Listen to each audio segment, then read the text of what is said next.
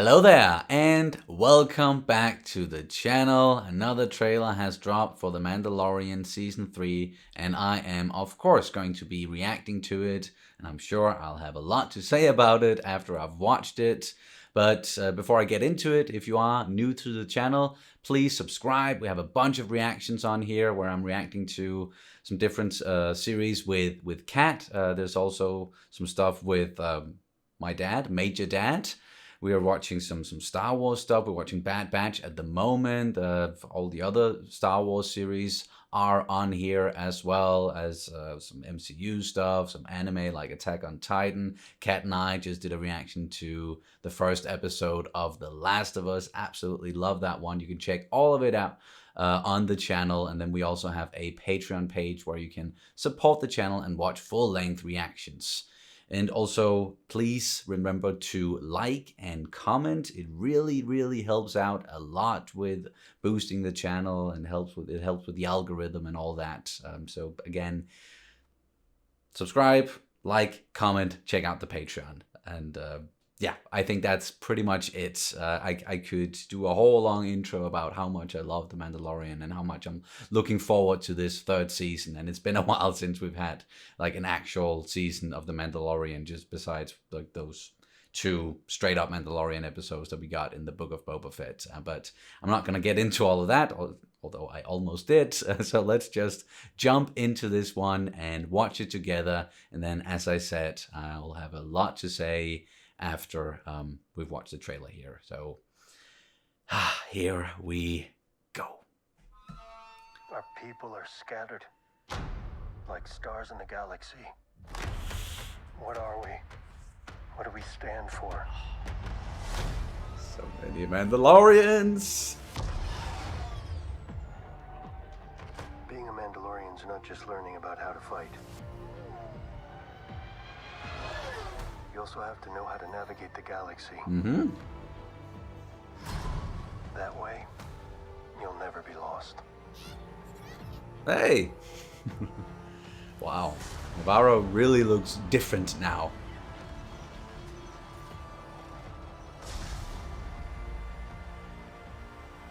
I'm going to Mandalore so that I may be forgiven for my transgressions. Whoa. Speaking about looking different. This is the way. There's something dangerous happening out there. By the Coruscant! time it becomes big enough for you to act, it'll be too late. Yes.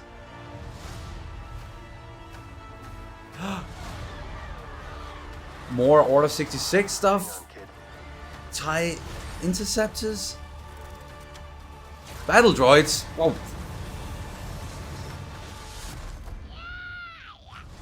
Babu Frick? This is the way.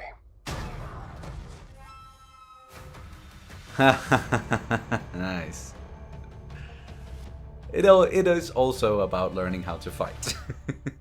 And in Grogu's case, how to fight with the Force. But man, that was a great trailer. A lot to unpack here, of course. Got what we know from The Mandalorian and the Book of Boba Fett with Din Djarin, and now back together with Grogu, going back to Mandalore, and he needs to become a Mandalorian again, because he was kind of, expelled, or if you want to call it that. He's no longer a Mandalorian. He's a Mandalorian no more, as the armorer said, because, well, he took off his helmet, and that's a whole thing I'm sure we're going to get way more into, like the different factions of Mandalorians and what they might think about the ones that then used to belong to, where they have these very strict rules about not taking off their helmets. And we've seen Mandalorians definitely take off their helmets before. Didn't really get a lot of Bo-Katan in this one, although I'm sure that she's going to have a really big role in this third season. And I'm so happy for Katie Sackhoff that she's going to have more to do with that character and on Mandalore, and hopefully like uniting the Mandalorians again. We did see a lot of different Mandalorians, and they are kind of scattered throughout the galaxy, and they don't really have a purpose at the moment, but hopefully they are going to find that united under a new leader. Is that going to be then Bo-Katan who wants to unite them, or is Din actually gonna end up in that position? Because I'm sure he's still got the Darksaber and is gonna be kind of a reluctant, like, I don't want to do that situation, but then he'll maybe grow into it, or maybe he'll just end up somehow giving the Darksaber to Bo-Katan, even though it has to sort of happen during combat, but that didn't stop Sabine from giving the Darksaber to Bo-Katan in Rebels. So maybe they can forego those stupid rules again. I don't know. But speaking of Mandalore, Sundari, the capital there, it's absolutely wrecked. The Night of 1,000 Tears, I think that's what it was called, when the Empire sort of moved in, and we got that whole purge of Mandalore, and we saw a little bit of that in the Book of Boba Fett, which was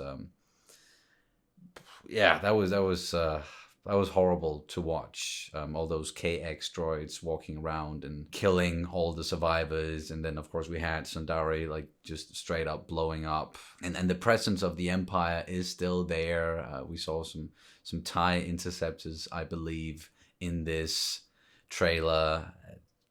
So much great stuff. But the focus is, like, of course, on the Mandalorians, but also, as it should be, on our lead characters, the Mandalorian Din Djarin and Grogu, and how they are evolving, and especially I think with Grogu, and that's something that we also got in this trailer with Din, like, talking about what it means to be a Mandalorian. It's not only the fighting, even though we saw Grogu do some fighting with the Force, and he has used the Force before, but I think that was just to show us just more of how much he's learning, and he learned some stuff from Luke as well.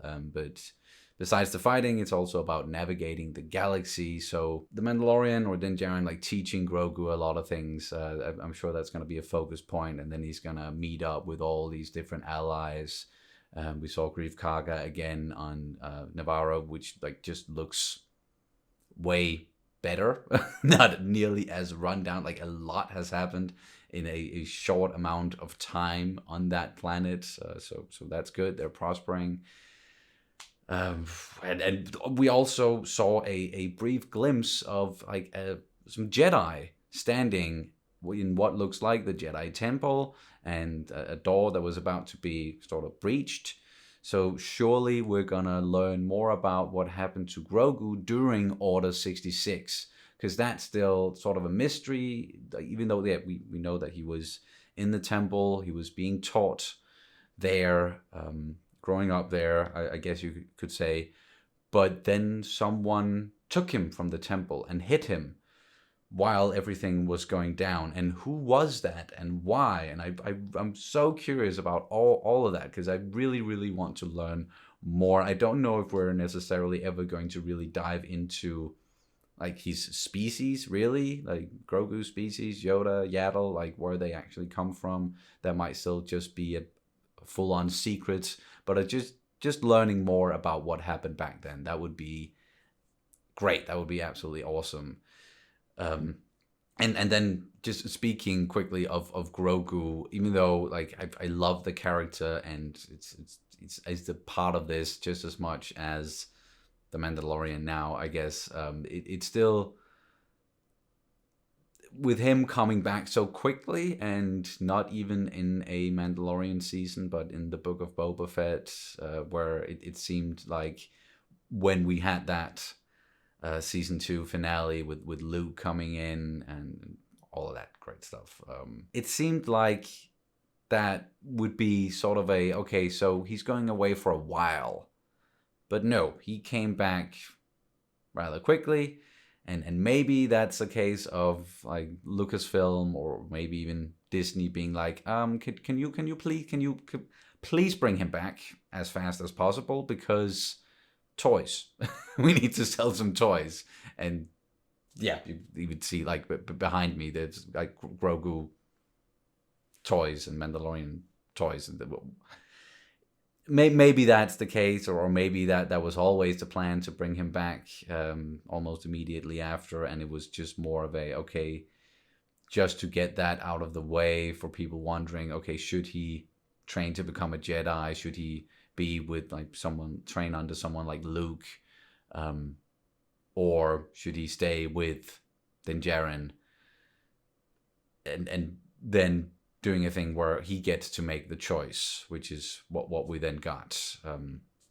So like, it's not a deal breaker for me at all. As I said, I love Grogu. I love having him in this. It was just a little bit quick, but still cannot freaking wait for this third season premiering on March 1st. And we're of course going to be reacting to it on the channel, Kat and I, because we've done the first 2 seasons now. I've done a lot of Star Wars reactions with Major Dad, and I'm sure I'm going to do more Star Wars reactions with him as well, just like we're doing the Bad Batch right now. But the Mandalorian, that's a Kat and Sonny thing. So we're definitely going to be watching that when it premieres on March 1st, as I said.